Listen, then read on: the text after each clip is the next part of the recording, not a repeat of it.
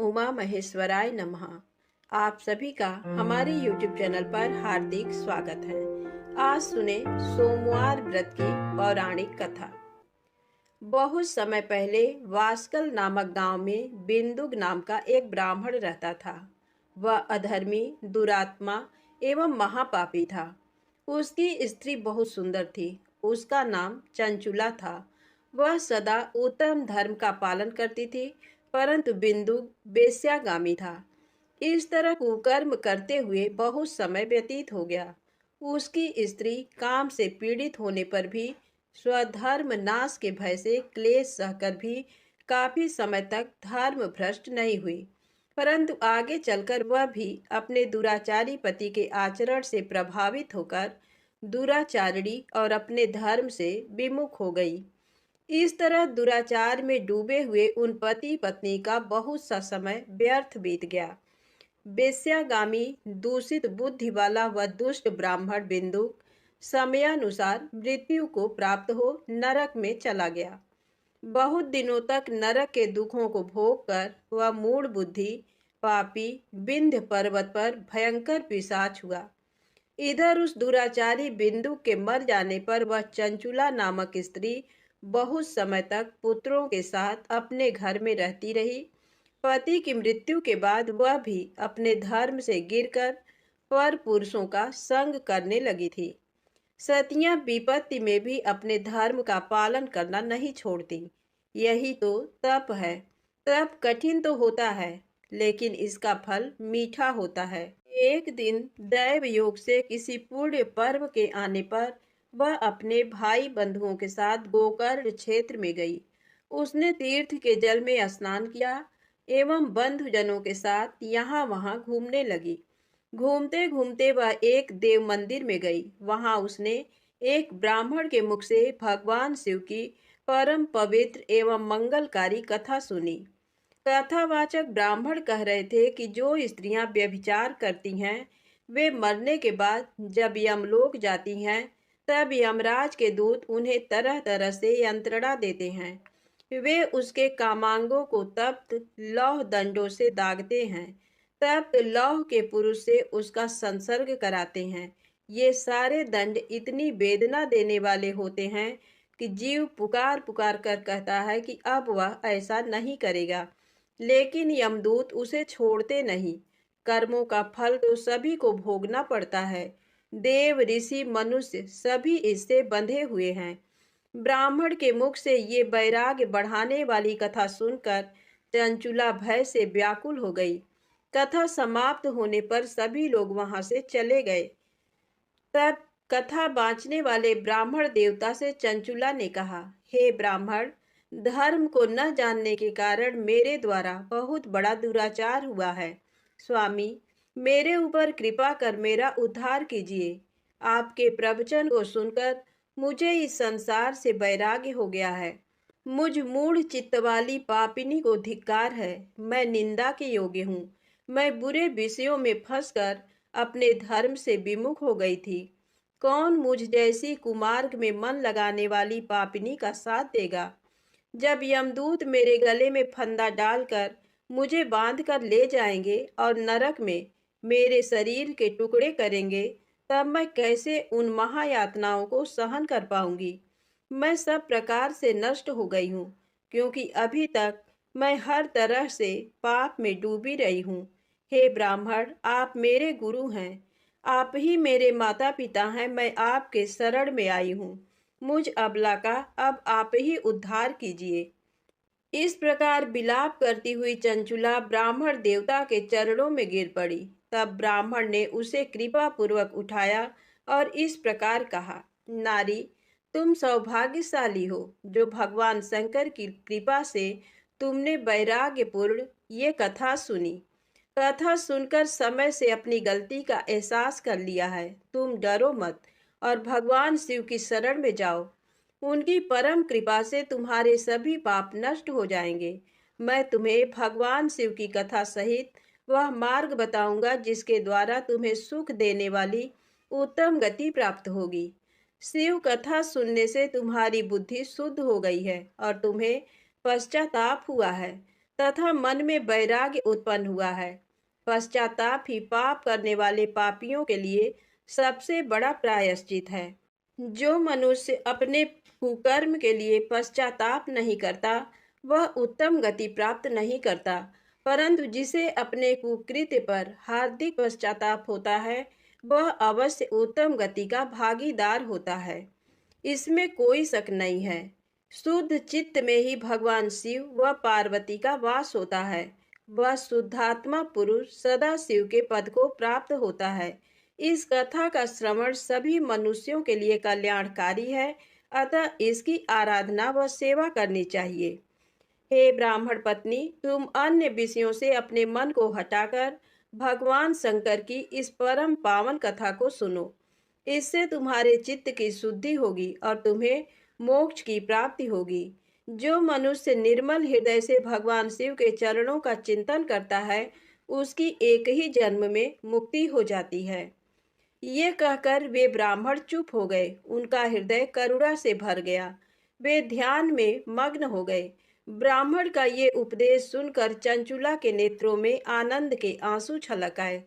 वह हर्ष भरे हृदय से ब्राह्मण देवता के चरणों में गिर गई और हाथ जोड़कर बोली, मैं कृतार्थ हो गई। हे ब्राह्मण, शिव भक्तों में श्रेष्ठ स्वामीन, आप धन्य हैं। आप परमार्थदर्शी हैं और सदा परोपकार में लगे रहते हैं। साधो, मैं नरक के समुद्र में गिर रही हूँ, कृपा कर मेरा उद्धार कीजिए। जिस पौराणिक व अमृत के समान कथा की बात आपने की है उसे सुनकर ही मेरे मन में वैराग्य उत्पन्न हुआ है। उस अमृतमयी कथा को सुनने के लिए मेरे मन में बड़ी श्रद्धा हो रही है। कृपया आप मुझे उसे सुनाइए। कथा सुनने की इच्छा मन में लिए हुए चंचुला उन ब्राह्मण देवता की सेवा में वहीं रहने लगी। उस गोकर्ण नामक महाक्षेत्र में उन ब्राह्मण देवता के मुख से चंचुला भगवान शिव की भक्ति, ज्ञान और वैराग्य बढ़ाने वाली और मुक्ति देने वाली परम उत्तम कथा सुनकर कृतार्थ हुई। उसका चित्त शुद्ध हो गया। वह अपने हृदय में शिव के सगुण रूप का चिंतन करने लगी। वह सदैव शिव के सच्चिदानंदमय स्वरूप का स्मरण करती थी। तत्पश्चात अपना समय पूर्ण होने पर चंचुला ने बिना किसी कष्ट के अपना शरीर त्याग दिया। उसे लेने के लिए एक दिव्य विमान वहां पहुंचा। ये विमान शोभा साधनों से सजा था एवं शिवगणों से सुशोभित था। चंचुला विमान से शिवपुरी पहुंची। उसके सारे पाप धुल गए। वह दिव्यांगना हो गई। वह गौरांगी देवी मस्तक पर अर्धचंद्र का मुकुट व अन्य दिव्य आभूषण पहने शिवपुरी में पहुंची। वहां उसने सनातन देवता त्रिनेत्रधारी महादेव शिव को देखा। सभी देवता उनकी सेवा में भक्तिभाव से उपस्थित थे। उनकी अंग कांति करोड़ों सूर्यों के समान प्रकाशित हो रही थी। 5 मुख और हर मुख में 3 नेत्र थे। मस्तक पर अर्धचंद्राकार मुकुट शोभायमान हो रहा था। कंठ में नील चिन्ह था। उनके साथ में देवी गौरी विराजमान थी जो विद्युत पुंज के समान प्रकाशित हो रही थी। महादेव जी की कांति कपूर के समान गौर थी। उनके शरीर पर श्वेत वस्त्र थे तथा शरीर श्वेत भस्म से युक्त था। इस प्रकार भगवान शिव के परम उज्जवल रूप के दर्शन कर चंचुला बहुत प्रसन्न हुई। उसने भगवान को बारंबार प्रणाम किया और हाथ जोड़कर प्रेम, आनंद और संतोष से युक्त हो विनीत भाव से खड़ी हो गई। उसके नेत्रों से आनंदाश्रुओं की धारा बहने लगी।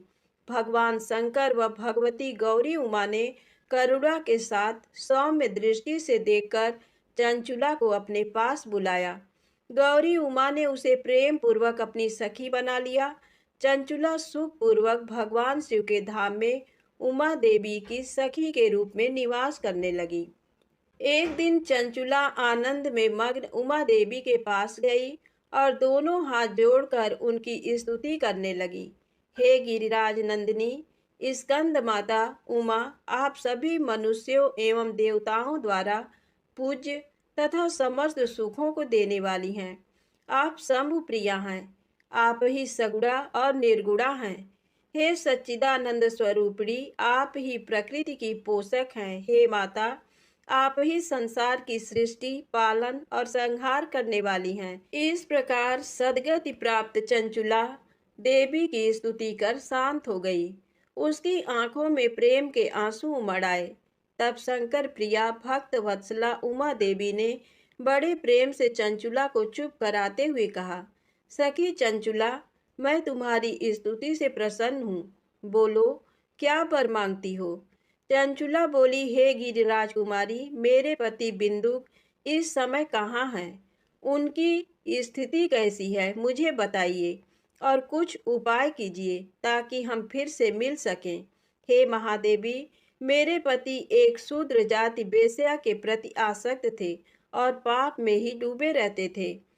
गिरिजा बोली, बेटी, तुम्हारा पति बिंदुक बड़ा पापी था, उसका अंत बड़ा भयानक हुआ। वेश्या का उपभोग करने के कारण वह मूर्ख नरक में अनेक वर्षों तक अनेक प्रकार के दुख भोगकर अब शेष पाप को भोगने के लिए विंध्य पर्वत पर पिशाच की योनि में रह रहा है। वह दुष्ट वहीं वायु पीकर रहता है और सब प्रकार के कष्ट सहता है। गौरी देवी की ये बात सुनकर चंचुला अत्यंत दुखी हो गई। फिर मन को किसी तरह स्थिर करती हुई दुखी हृदय से माँ गौरी से उसने एक बार फिर पूछा, हे महादेवी, मुझ पर कृपा कीजिए और मेरे पापी पति का अब उद्धार कर दीजिए। कृपा करके मुझे वह उपाय बताइए जिससे मेरे पति को उत्तम गति प्राप्त हो सके। गौरी देवी ने कहा, यदि तुम्हारा पति भगवान शिव की पुण्यमयी उत्तम कथा सुने तो वह इस दुर्गति को पार करके उत्तम गति का भागी हो सकता है। अमृत के समान मधुर गौरी देवी का ये वचन सुनकर चंचुला ने दोनों हाथ जोड़कर मस्तक झुकाकर उन्हें बारंबार प्रणाम किया तथा प्रार्थना की कि मेरे पति को भगवान शिव की कथा सुनाने की व्यवस्था कीजिए। ब्राह्मण पत्नी चंचुला के बार बार प्रार्थना करने पर शिव प्रिया गौरी देवी ने भगवान शिव की महिमा का गान करने वाले गंधर्वराज तुम्बुरु को बुलाकर कहा, तुम्बुरो, तुम्हारी भगवान शिव में प्रीति है। तुम मेरे मन की सभी बातें जानकर मेरे कार्यों को सिद्ध करते हो।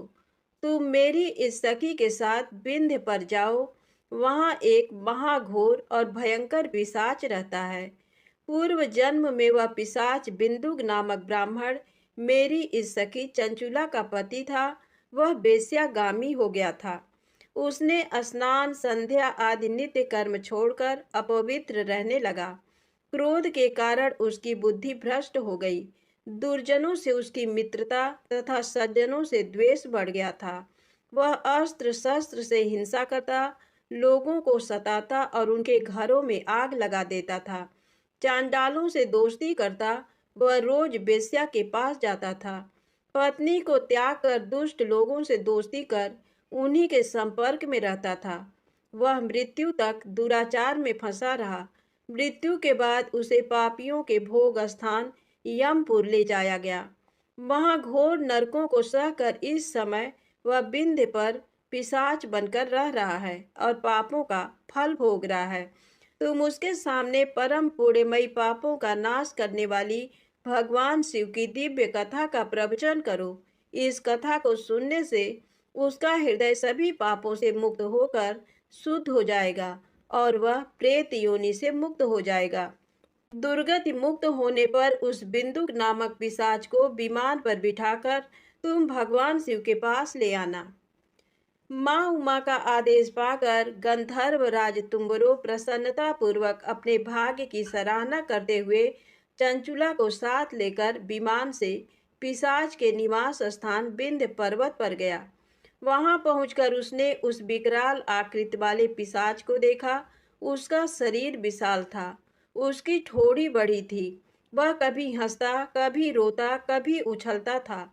महाबली तुम्बरों ने बिंदुक नामक पिशाच को पासों से बांध लिया। उसके पश्चात तुम्बरों ने कथा बाँचने के लिए स्थान तलाश कर मंडप की रचना की।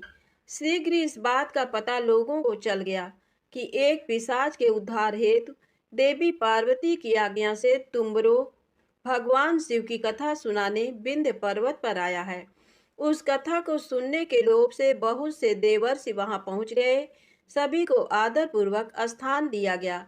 पिशाच बिंदुक को बांसों में बांधकर आसन पर बिठाया गया और तब तुम्बरू ने परम उत्तम भगवान शिव की अमृत कथा का गान शुरू किया। इससे सभी श्रोता कृतार्थ हो गए। परम पुण्यमय कथा को सुनकर पिशाच सभी पापों से मुक्त हो गया और उसने पिशाच शरीर का त्याग कर दिया। शीघ्र ही उसका रूप दिव्य हो गया। उसका शरीर गौर वर्ण का हो गया। शरीर पर श्वेत वस्त्र एवं पुरुषों के आभूषण आ गए। इस प्रकार दिव्य देहधारी होकर बिंदुक अपनी पत्नी चंचुला के साथ स्वयं भी भगवान शिव का गुणगान करने लगा। उसे इस दिव्य रूप में देखकर सभी को बहुत आश्चर्य हुआ। उसका मन परम आनंद से परिपूर्ण हो गया। सभी भगवान महेश्वर के अद्भुत चरित्र को सुनकर कृतार्थ हो उसका यशोगान करते हुए अपने अपने धाम को चले गए। बिंदुक अपनी पत्नी चंचुला के साथ विमान में बैठकर शिवपुरी की ओर चल दिया। महेश्वर के गुणों का गान करता हुआ बिंदुक अपनी पत्नी चंचुला व तुम्बरू के साथ शीघ्र ही शिवधाम पहुंच गया। भगवान शिव व देवी पार्वती ने उसे अपना पार्षद बना लिया। दोनों पति पत्नी सुपूर्वक भगवान महेश्वर एवं देवी गौरी के श्री चरणों में अविचल निवास पाकर धन्य हो गए। प्रेम से बोले शंकर भगवान गौरी माता की जय हो। अब आइए सुने सोमवार व्रत की अगली पौराणिक कथा। एक समय की बात है, किसी नगर में एक साहूकार रहता था। उसके घर में धन की कोई कमी नहीं थी, लेकिन उसकी कोई संतान नहीं थी। इस कारण वह बहुत दुखी था। पुत्र प्राप्ति के लिए वह प्रत्येक सोमवार व्रत रखता था और पूरी श्रद्धा के साथ शिव मंदिर जाकर भगवान शिव और पार्वती जी की पूजा करता था। उसकी भक्ति देखकर एक दिन माँ पार्वती प्रसन्न हो गई और भगवान शिव से उस साहूकार की मनोकामना पूर्ण करने का आग्रह किया।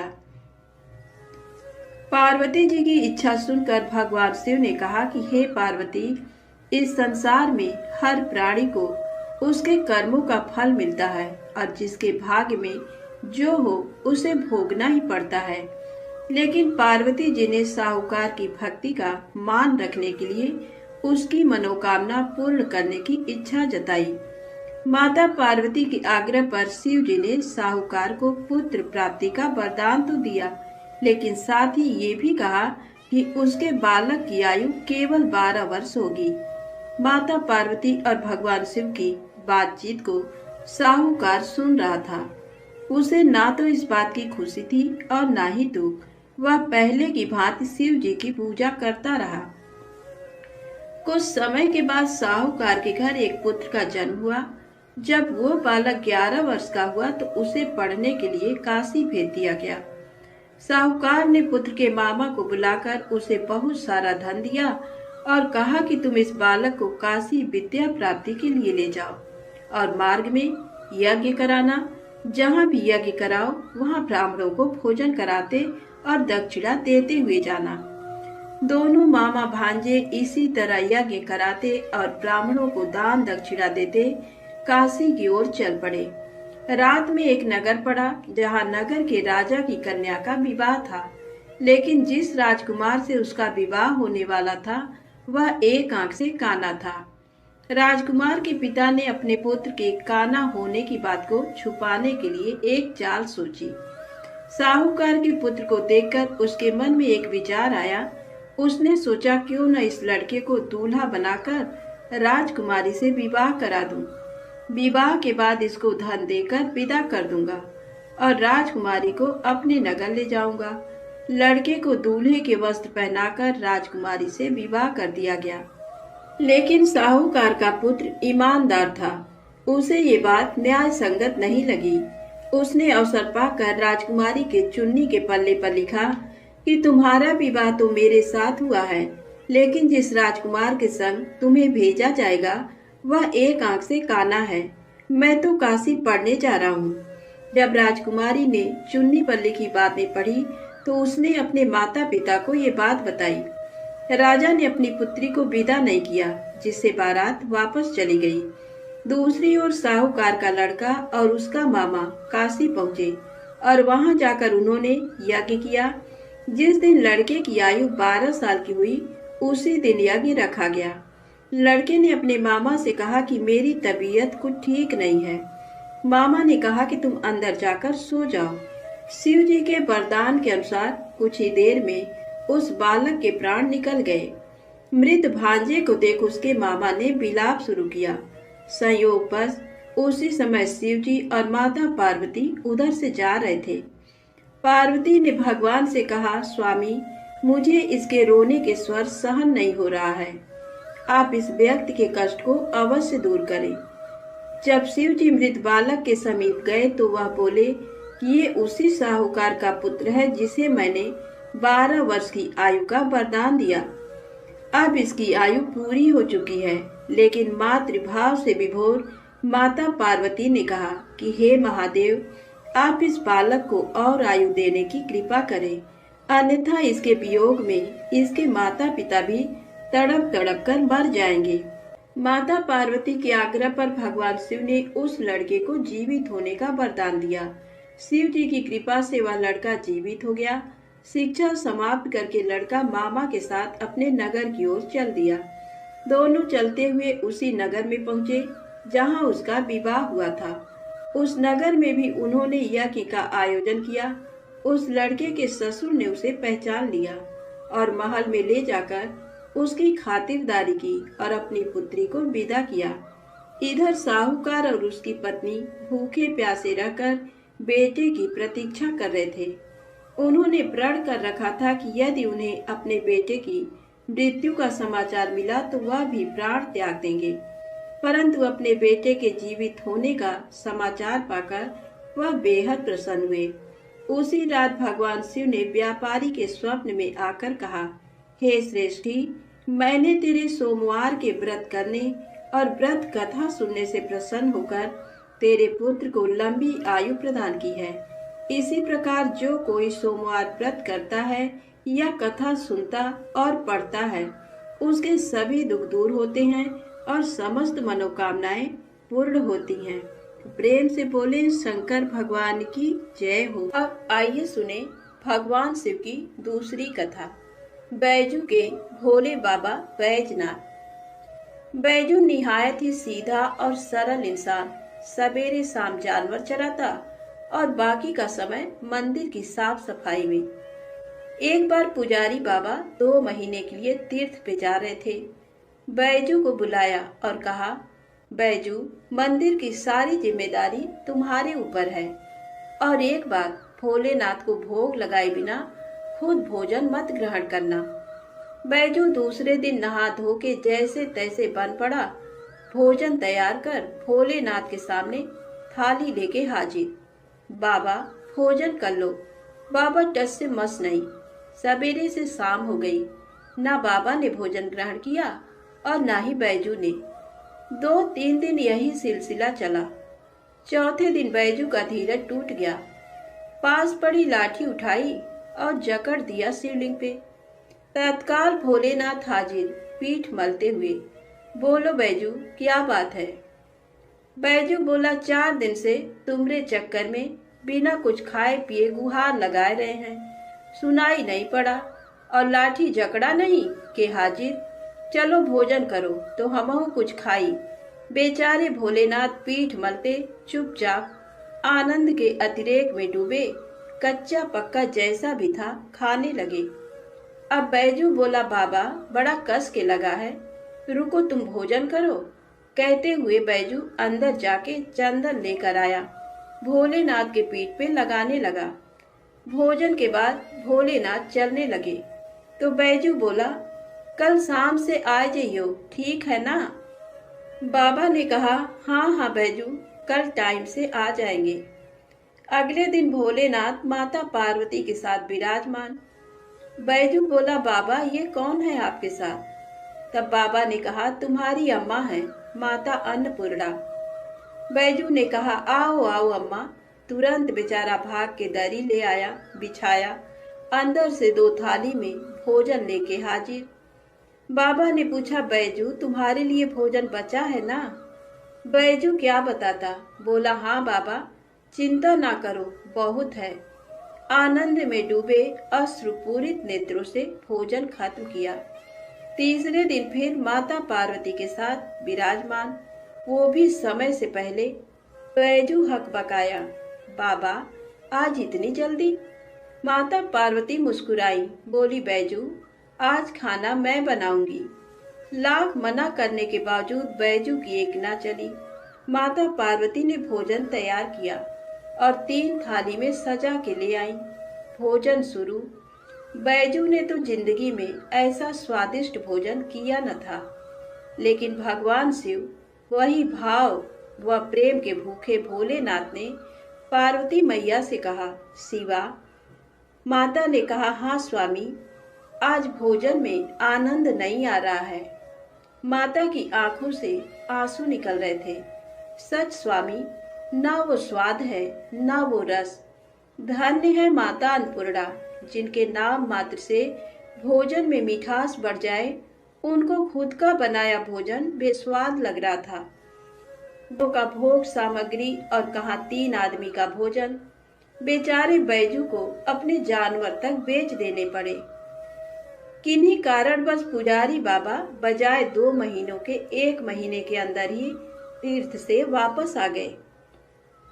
पुजारी बाबा ने बैजू को बुलाया और कहा, बैजू, भोलेनाथ को समय से भोग लगाता था ना? बैजू ने कहा, हाँ पुजारी बाबा, पर बाबा तुम तो कहत रहे हो कि वो अकेले आएंगे, पर वो तो माता अन्नपूर्णा के साथे आवत रहें और दोनों जने कस के भोजनों करत रहें। हमका आपन जानवर तक बेचे के पड़ा। पुजारी बाबा अपलक बैजू को निहार रहे थे। जानते थे कि ये झूठ बोल नहीं सकता। तो क्या भोलेनाथ माता पार्वती के साथ आते थे? तब बाबा ने कहा, बैजू आज तुम फिर भोग लगाओ, देखें कौन कौन आता है। बैजू बेचारा समय से भोजन लेके हाजिर। बुलाना शुरू। काहे को भोलेनाथ आए? बुलाते बुलाते थक गया, पर ना भोलेनाथ को आना था ना वो आए। बाबा बाबा, लाठी ना उठाऊंगा, चाहे तुम आओ या न आओ, लाठी ना उठाऊंगा बाबा, लाठी ना उठाऊंगा। बस शिवलिंग पकड़ के रोए जा रहा था और यही बोल रहा था, बाबा लाठी ना उठाऊंगा। तभी अचानक आवाज आई, बैजू आंखें खोलो बैजू, हम आ गए, आंखें खोलो बैजू। सामने ही माता पार्वती और भोलेनाथ विराजमान थे। लिपट गया चरणों में। माँ, बाबा, जो आज तुम न आते तो जान दे देता मैं अपनी। भोलेनाथ ने बैजू को हृदय से लगाया। बोले, बैजू बेमोल विज्ञा तेरे हाथों में। सुन, आज से मुझसे पहले लोग तेरा नाम लेंगे, फिर मेरा। आगे बैजू, पीछे नाथ, बैजनाथ। तो प्रेम से बोले, बाबा बैजनाथ जी की जय हो। आइए सुने भगवान शिव और माता पार्वती की अगली पौराणिक कथा। एक समय की बात है, जब राम जी वनवास खत्म होने के बाद राज सिंहासन पर बैठे थे। उस समय माता पार्वती और भोलेनाथ पृथ्वी पर भ्रमण कर रहे थे। तो भोलेनाथ ने देखा कि राम जी के दादाजी का श्राद्ध का भंडारा हो रहा है। तब भगवान भोलेनाथ जी ने सोचा कि चलो मैं भी राम जी के घर चलता हूँ, इसी बहाने राम जी का दर्शन भी कर लूंगा। तो भोलेनाथ ने माता पार्वती से कहा, हे गौरा, तुम कैलाश धाम में जाओ और हमारे लिए भोजन बनाओ, मैं थोड़ी देर में आता हूँ। तो माता ने भोलेनाथ की बात मानकर कैलाश धाम को चली गईं और भोलेनाथ पहुंचे राम जी के घर और ब्राह्मण के साथ पंगत में बैठ गए और भंडारा खाने लगे। सभी ब्राह्मण को माता जानकी जी ने पेट भर भोजन खिलाया। उसके बाद सभी ब्राह्मण उठकर चले गए, लेकिन भोलेनाथ बैठे रहे। तब माता जानकी ने लक्ष्मण जी की धर्म पत्नी माता उर्मिला से बोला, सभी ब्राह्मण चले गए? तो माता उर्मिला बोली, सभी ब्राह्मण उठकर चले गए हैं, केवल एक ही बैठा है। तो माता जानकी जी बोली, अच्छा कोई बात नहीं, थोड़ा भूखा होगा, इसे और भोजन खिला दो। तब माता सीता और माता उर्मिला सभी सखियां भोलेनाथ को भर पेट खाना खिलाने लगी। भोलेनाथ खाते गए, लेकिन भोलेनाथ की भूख न शांत हुई और वे भोजन खाते ही गए। माता जानकी के रसोई का सारा सामान खत्म हो गया, लेकिन भोलेनाथ उठे नहीं। तो माता सीता जल लेकर भोलेनाथ के पास गईं और बोली, बाबा पानी पी लीजिए। तब भोलेनाथ बोले कि जब आधा भोजन कर लूंगा तो पानी पी लूंगा। अब माता सीता सोचने लगी कि लो, अभी तो आधा भी नहीं हुआ है। माता जानकी ने फिर से सामान मंगवाकर उन्हें भर पेट भोजन खिलाया, लेकिन भोलेनाथ रुकने का नाम ही नहीं ले रहे थे।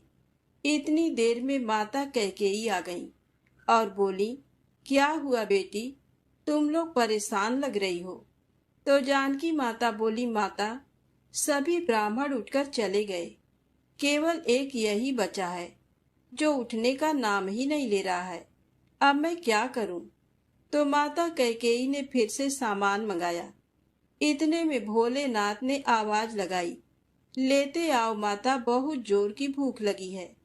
तो माता जानकी जी बोली, बाबा अभी तो आटा सना है, थोड़ी पूरी पका लूं, फिर लेकर आती हूँ। तब भोलेनाथ जी बोले, आटा ही लेते आओ। अब तो भोलेनाथ ने सब आटा दाल चावल रसोई घर में जाने से पहले ही उसे खत्म कर देते। माता सीता हार कर दौड़ी दौड़ी राम जी के पास गईं। तो राम जी बोले, क्या हुआ जानकी, इतनी परेशान क्यों हो।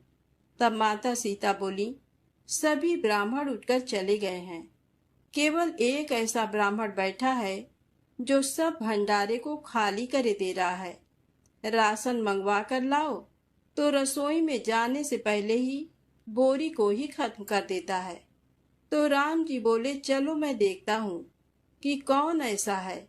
राम जी गए तो देखते ही पहचान गए कि ये तो मेरे भोलेनाथ हैं। राम जी ने मन ही मन भोलेनाथ को प्रणाम किया और बोला, जानकी इनको कोई नहीं खिला सकता, इनको तो अन्नपूर्णा ही खिला सकती हैं। और राम जी ने मन ही मन माता पार्वती जी का आवाहन किया।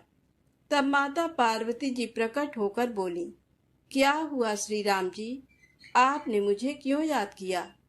तो श्री राम जी बोले, माता ये बाबा तो उठने का नाम ही नहीं ले रहे हैं, जरा देखिए तो। माता पार्वती जी बोली, किन्होंने तो कहा था कि पार्वती तुम कैलाश पर खाना बनाओ, दोनों साथ में खाएंगे, और स्वामी स्वयं यहाँ पर भोजन कर रहे हैं। तो माता पार्वती जी बोली, मैं देखती हूँ, रुको। और माता ने एक लड्डू भोलेनाथ जी की थाली में रख दिया। भोलेनाथ उस लड्डू को खाने लगे। अब तो भोलेनाथ खाते गए, लेकिन लड्डू खत्म ही नहीं हो रहा था। भोलेनाथ ने सोचा, ये लड्डू खत्म क्यों नहीं हो रहा है, और ये तो जाना पहचाना लड्डू लग रहा है। भोलेनाथ जी ने सोचा कि ये कौन सा लड्डू माता सीता उन्हें खिला रही हैं। तब उन्होंने नजर उठाकर माता सीता को देखना चाहा। तब सामने माथे पर लाल बिंदी लगाए स्वयं अन्नपूर्णा माता पार्वती खड़ी थीं। माता बोली, और कितने लड्डू रख दूं। माता पार्वती को देखते ही भोलेनाथ बोले, बस हो गया, और मेरा पेट भी भर गया है।